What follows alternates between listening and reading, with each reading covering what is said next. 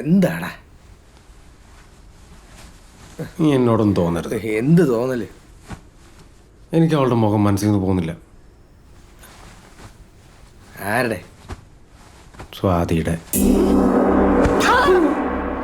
എന്നോട് ഇത് വേണ്ടായിരുന്നു. എനിക്ക് അവളെ മറക്കാനുള്ള ടൈമെങ്കിലും നീ തരേണ്ടത്. അത് കറക്റ്റ്. നീ അവന് മറക്കാനുള്ള ടൈം കൊടുക്കണമായിരുന്നു. എടാ അവളെ എന്നെ ഇവനെ മറന്നു കാണും. അതെ അതെ, ആരെങ്കിലും ഒരാൾ മറന്നാ പോരെ സുവിനെ. അന്യന്റെ പെണ്ണ് മോഹിക്കരുത്. അതാണ്. ആരാ അന്യന്റെ പെണ്ണ്? സുവിന്റെ പെണ്ണല്ലേ? എടാ പ്രസാദേ, നിനക്കറിയില്ല എത്ര നാളാണ് ഞാൻ പെണ്ണ് അന്വേഷിക്കുന്നത്. പിന്നെ മാട്രിമോണി ആപ്പ് വന്നിട്ടുള്ള എൻ്റെ കല്യാണം കഴിഞ്ഞില്ല. ഈ ഒരു കാര്യത്തിൽ ഞാൻ എൻ്റെ കൂടെ നിൽക്കണം. 100%. എടാ സുവിനെ, അന്ന് നിന്റെ കൂടെ പെണ്ണ് കാണാൻ വന്നതും നിനക്ക് പൊക്കം കുറഞ്ഞതും പിന്നെ അവൾക്ക് ബാംഗ്ലൂരേക്ക് ട്രാൻസ്ഫർ ആയതും എല്ലാം ഒരു നിമിത്തോടാ. അതും കറക്റ്റാണ്. എടാ നീ ടെൻഷൻ അടിക്കേണ്ട കാര്യമില്ല. നിനക്ക് വേണ്ടി ഒരു പൊക്കം കുറഞ്ഞാലുള്ള സുന്ദരി കൊച്ചിനെ നമ്മൾ കണ്ടുപിടിക്കും. നീ കൊച്ചു പയ്യനല്ലേ, ഇവനെ പോലെ പ്രായമൊന്നും കടന്നു പോയിട്ടില്ലല്ലോ. നിങ്ങൾക്ക് എല്ലാം ഓക്കെയാണ്. അത് ശരിയാണ്. ഹലോ മോളു, അയ്യോ ഒരു അരമണിക്കൂറിലെത്തും. വച്ചോ. മോളാണ് വീട്ടിൽ നിന്ന് കുറച്ച് കണക്ക് പറഞ്ഞു കൊടുക്കാൻ വേണ്ടി പറയായിരുന്നു. ബുധനാഴ്ച വീട്ടിൽ ചപ്പാത്തിയാണല്ലേ? പോട്ടെ, ശരി. ഭാര്യത്തുറ പേടിയാടാ, പോണ പോക്കണ്ടല്ലേ? കണക്ക് പറയാനല്ല, ചപ്പാത്തി കൊടുക്കാൻ പോയതാ. ഓ, ഇതിന് വീട്ടിൽ പോയി കുഴച്ചുണ്ടാക്കി തീറ്റിച്ച്.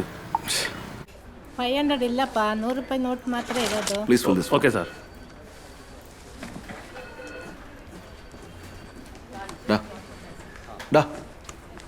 എടാ നീ ഇങ്ങനെ മടിയും പിടിച്ചിരിക്കാണ്ട് അമ്മയെ വിളിക്കുക, കാര്യങ്ങളൊന്നും തുടങ്ങി വെക്കുക. അത് വേണോ? ഇല്ലെങ്കിൽ അവളെ വേറെ ആമ്പിളാരും കൊണ്ടുപോകും. നീ ഇവിടെ കുന്തവും വിഴുങ്ങിയിരിക്കും.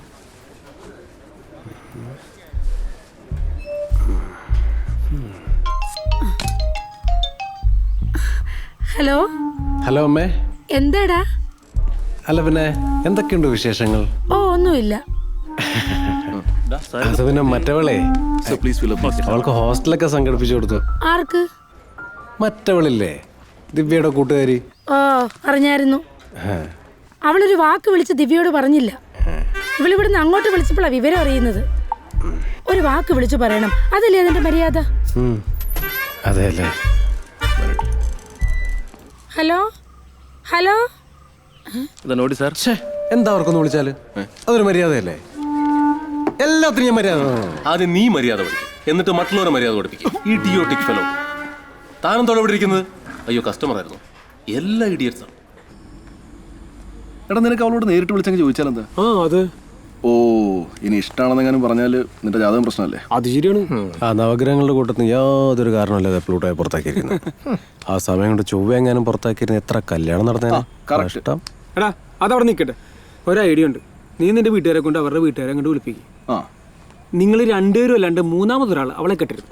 പിന്നെ അവളുടെ വീട്ടിലോട്ട് ഇവൻ പോകാൻ പോലെ നടന്ന തന്നെ. അത് ശരിയാ, ചെക്കൻ ഭയങ്കര അഭിമാനിയാണല്ലോ. ഡാടാ ഇനിയൊന്നും നോക്കാനില്ല, നീ നേരിട്ട് അവളെ വിളിക്കും. നമ്മുടെ മറ്റേ ബോസ് പറഞ്ഞില്ലേ, ആഴിയിലേക്ക് ആടിയാല് മറ്റേ എന്തോന്ന് സ്രാവിനെ കിട്ടുള്ളൂ. അയാൾക്ക് എന്തും പറയാം. ഇപ്പൊ കിട്ടും. ഇവൻ ചാടിയാൻ മിനിമം 4 കിട്ടും. എന്ത്? എടാ നീ വിളിക്കട്ടെ.